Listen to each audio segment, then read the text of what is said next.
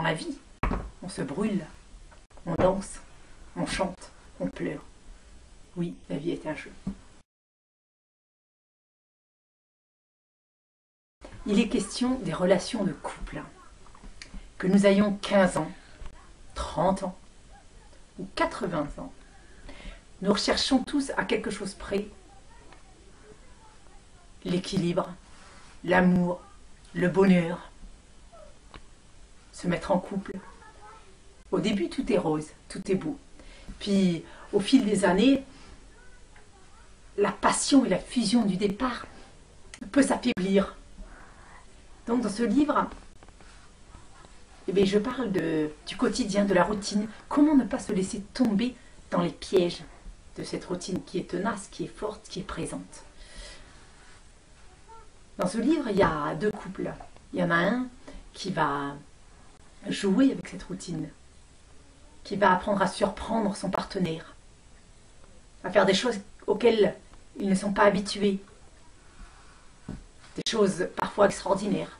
Et à côté de ça, il y a l'autre couple qui se fait piéger complètement par la routine, encore une fois. Donc il y a le divorce, les enfants, la garde partagée. Comment vivre avec tout ça? Pépé François, lui, qui est âgé, a dû lui aussi faire des choix dans sa jeunesse. Tout est question de choix finalement. Et il va apprendre justement à ce jeune Enrico à jouer avec la vie, à prendre la vie comme un jeu et non comme un combat ou un bras de fer.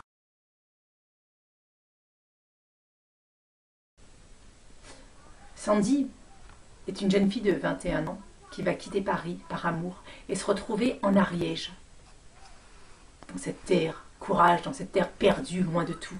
Très cultivée, elle va devoir prendre peur, car elle va se rendre compte que rien n'est comme à Paris.